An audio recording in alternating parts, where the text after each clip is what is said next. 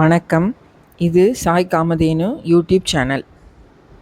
இன்றைக்கி நம்ம தெரிஞ்சுக்க போகிற ஸ்தலம் வட கைலாயத்தை விட சிறப்பு வாய்ந்த ஒரு சிவஸ்தலமாகிய திருவண்ணாமலையை பற்றி தான் தெரிஞ்சுக்க போகிறோம். இந்த கோவிலில் உரைகின்ற ஈசன் பெயர் அருணாச்சலேஸ்வரர் அண்ணாமலையார். தாயார் பெயர் உண்ணாமுலையாள். இந்த கோவிலோட ஸ்தலவிருட்சம் மகிழமரம்.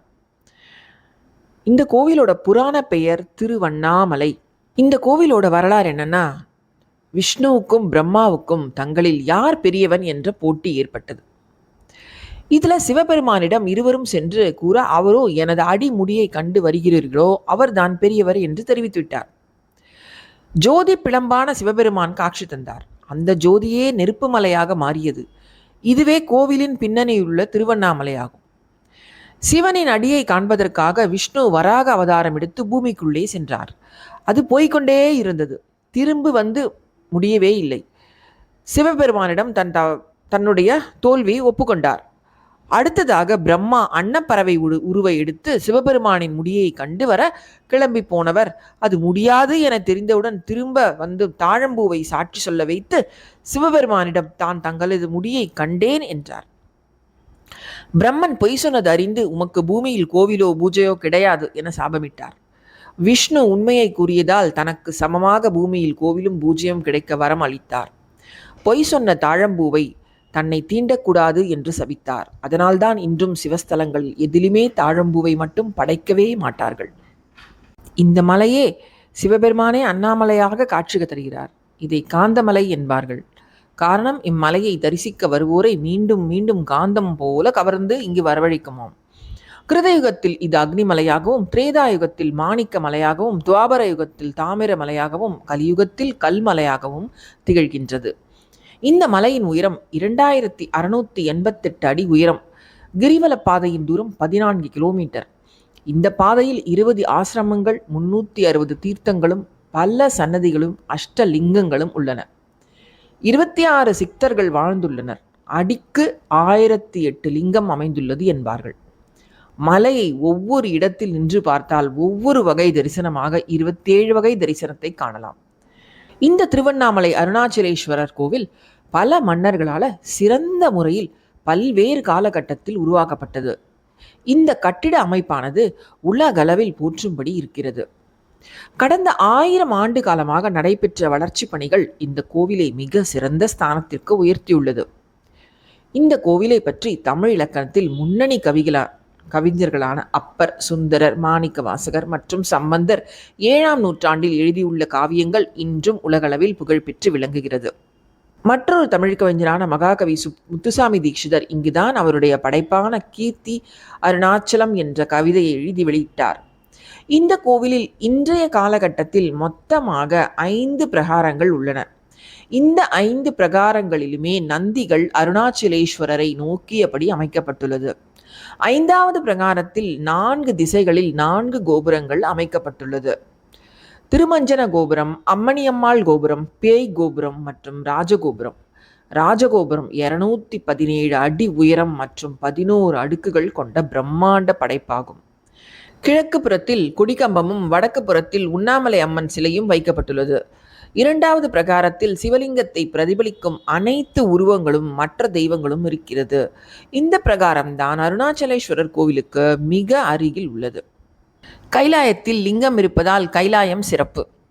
ஆனால் லிங்கமே மலையாக இருப்பதால் திருவண்ணாமலைக்கு சிறப்பு. இந்த மலைதான் இத்தலத்துக்கே மிக பெரும் புனிதமாக கருதப்படுகிறது. திருவண்ணாமலை கிரிவலம் என்பது மிகவும் புகழ்பெற்றது. இந்த மலையையே சிவலிங்கமாக கருதி சித்தர்கள், முனிவர்கள், ஞானிகள் எல்லோரும் வழிபட்டுள்ளனர். உலகம் தோன்றிய காலத்திலிருந்தே இம்மலை உள்ளதாம்.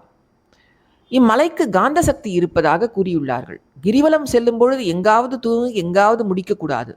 மலையை சுற்றி 14 கிலோமீட்டர் பக்தர்கள் நடந்தே செல்ல வேண்டும். இந்த கிரிவல பாதையில் உள்ள 8 திசைகளும் ஒவ்வொரு லிங்கம் இருக்கும். அதாவது இந்திரலிங்கம், அக்னிலிங்கம், யமலிங்கம், நிருதிலிங்கம், வருணலிங்கம், வாயுலிங்கம், குபேரலிங்கம், ஈசானலிங்கம் ஆகிய லிங்கங்களை வணங்கி சென்று செல்ல வேண்டும். மலையை ஒட்டிய பக்கம் செல்லாது இடது பக்கமாகவே செல்ல வேண்டும். நம்மோடு சித்தர்களும் நடந்து வருவார்களாம். அவர்கள்தான் நம் மனதில் நினைப்பதை இறைவனிடம் கொண்டு சேர்ப்பார்களாம். பேசிக்கொண்டே செல்லக்கூடாது. இறைவனை நினைத்தபடியே அண்ணாமலைக்கு அரோகரா என்று மனத்தில் நினைத்தபடியே நடக்க வேண்டும். சந்தர்ப்பம் கிடைக்கும் போதெல்லாம் மலையை பார்த்து கைகூப்பி வணங்க வேண்டும். வணங்கிவிட்டு வேறு திசை பார்க்காது வானத்தின் நிலவை ஒரு தரம் பார்த்தல் அவசியம் வேண்டும். சிவன் கார்த்திகை மாத கிருத்திகை நட்சத்திரத்துல திருமால் பிரம்மா இருவருக்கும் அக்னி வடிவமாக காட்சி கொடுத்தார். இந்த நாளிலேயே தீப திருநாள் கொண்டாடப்படுகிறது. அன்று அதிகாலையில் அண்ணாமலையார் சன்னதியில் ஒரு தீபம் ஏற்றி அதன் மூலம் மேலும் 5 தீபங்கள் ஏற்றி பூஜிப்பார். பின்பு அந்த தீபங்களை ஒன்றாக்கி அண்ணாமலையார் அருகில் வைத்து விடுவார்கள். இதனை ஏகன் அநேகனாகி அநேகன் ஏகனாகுதல் தத்துவம் என்கிறார்கள். பரம்பொருளான சிவனே பல வடிவங்களாக அருளுகிறார் என்பதே இந்த நிகழ்ச்சியின் உட்கருத்தாகும். பின்பு இந்த தீபத்தை மலைக்கு கொண்டு சென்று விடுவார்கள். மாலையில் கொடிமரம் அருகிலுள்ள மண்டபத்திற்கு பஞ்சமூர்த்திகள் எழுந்தருள்வார்கள். அப்பொழுது மூலஸ்தானத்தில் இருந்து அர்த்தநாரீஸ்வரர் வருவார். அவர் முன்னால் அகண்ட தீபம் ஏற்றியதும் மலையில் மகா தீபம் ஏற்றப்படும். அந்த வேளையில் அண்ணாமலையார் ஜோதி வடிவில் காட்சி தருவதாக ஐதீகம்.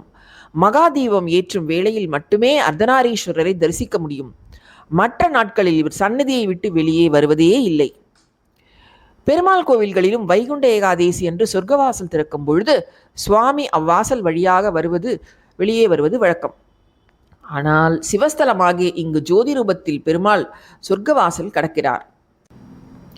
மாட்டுப் பொங்கல் அன்று இங்குள்ள நந்திக்கு விசேஷ பூஜை நடக்கும். அன்று அனைத்து காய்கறிகள், பழங்கள், இனிப்பு வகைகள், பலகாரங்கள் மற்றும் அனைத்து வகையான மலர்களாலான மாலை அணிவித்து பூஜை செய்வார்கள். அவ்வேளையில் அண்ணாமலையார் நந்தியின் வாகனத்திற்கு முக்கியத்துவம் கொடுக்கும் வகையில் சிவன் இவ்வாறு எழுந்தருளுகிறார். கோவில்களில் முதலில் நுழைந்தவுடன் விநாயகர் சன்னதி இருக்கும். முழுமுதற் கடவுள் என்பதால் இவரை வணங்கிவிட்டு சன்னதிக்கு செல்வார்கள். இங்கு முருகன் சன்னதியும் இருக்கிறது. பக்தர்கள் முதலில் இவரையே வணங்குகிறார்கள். சம்பந்தாண்டான் என்னும் புலவன் அருணகிரியாரிடம் முருகனை நேரில் காட்டும்படி சொல்லி அவரது பக்தியை இகழ்ந்தான்.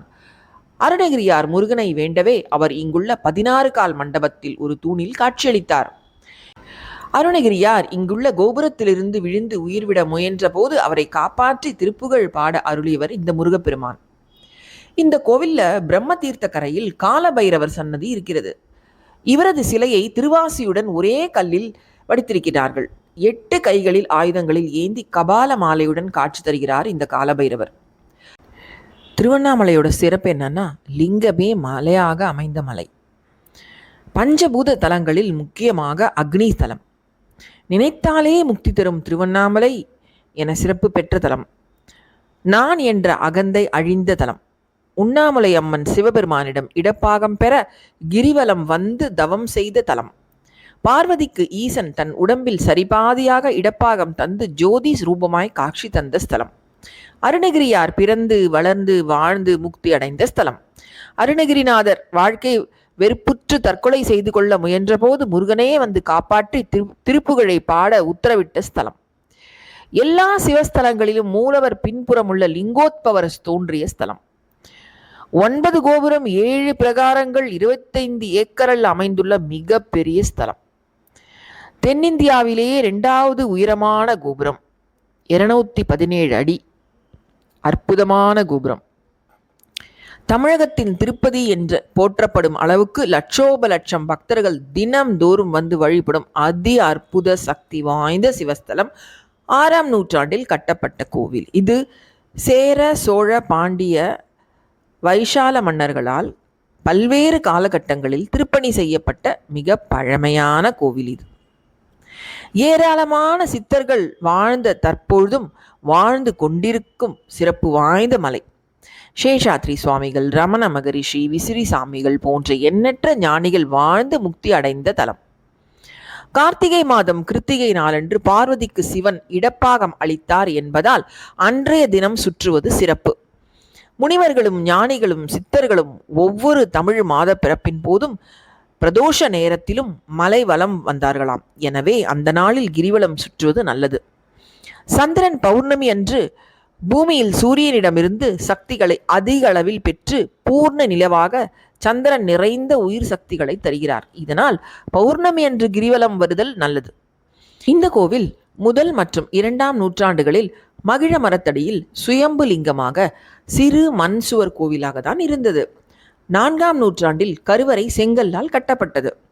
5ஆம் நூற்றாண்டில் அது சிறு ஆலயமாக மேம்பட்டது. 6, 7, 8 நூற்றாண்டுகளில் திருஞான சம்பந்தர், திருநாவுக்கரசர், சுந்தரர், மாணிக்க வாசகர் ஆகிய 4வராலும் அண்ணாமலையார் பாடப்பெற்றார். அப்படி பாடப்பெற்ற பொழுது கூட அண்ணாமலையார் செங்கல் கருவறையில் தான் இருந்தார். ஆலயமும் ஒரே ஒரு அறையுடன் தான் இருந்தது. 9ஆம் நூற்றாண்டில் சோழ பேரரசு செல்வாக்கு பெற்ற பொழுது திருவண்ணாமலை ஆலயம் மாற்றப்பெற தொடங்கியது.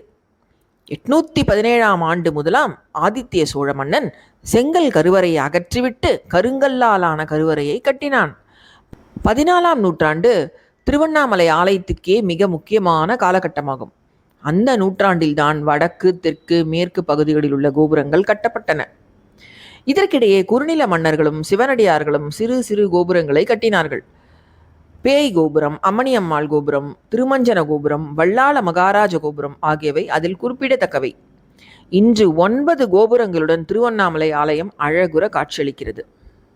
மன்னர்களில் கிருஷ்ணதேவராயரும் பல்லவ மன்னன் கோப்பெருஞ்சிங்கனும் செய்த திருப்பணிகள் அளவிட முடியாதது. இன்று நாம் திருவண்ணாமலை ஆலயத்தை வியந்து வியந்து பார்க்கிறோம் என்றால் அதற்கு இந்த இரு மன்னர்களிடம் இருந்த அண்ணாமலையார் மீதான பக்தியே காரணமாகும். இந்த கோவிலில் என்ன பிரார்த்தனைனா, உடல் ரீதியாக பலம் குன்றியவர்கள், பிணி கண்டவர்கள், பிரிந்து வாழும் தம்பதியர்கள் என்று அனைத்து தரத்து பிரச்சனைகளையும் போக்கும் ஸ்தலம் இந்த திருவண்ணாமலை. மேலும் இங்கிருக்கும் ஈசனை வணங்குவோருக்கு வாழ்வில் ஏற்படும் தடைகள் அனைத்தும் நீங்கும். மன அமைதி பெற விரும்புவோர் திருவண்ணாமலையை நாடி இன்றும் பல லட்சக்கணக்கில் செல்கிறார்கள். இந்த ஈசனை வழிபட்டால் முக்தி கிடைக்கும். இந்த கோவில நேர்த்திக்கடன் என்னன்னா, அண்ணாமலையாரிடம் வேண்டிக் கொள்வோர் தங்கள் நேர்த்திக்கடனாக மொட்டை போட்டு முடிகாணிக்கை செலுத்துகின்றார்கள். குழந்தை வரம் வேண்டுவோர் தொட்டில் கட்டி போடுகின்றனர். இறந்தவர்களுக்கு மோட்ச தீபம் ஏற்றுகிறார்கள். கோவில் திறந்திருக்கிற நேரம் பார்த்தீங்கன்னா காலை 5 மணி முதல் 12:30 மணி வரை, மாலை 3:30 மணி முதல் இரவு 9:30 மணி வரை திறந்திருக்கும். இத்தகைய சிறப்பு வாய்ந்த திருவண்ணாமலையை அனைவரும் தரிசித்து ஈசனின் ஆசியை பெறுவோமாக. நன்றி, வணக்கம்.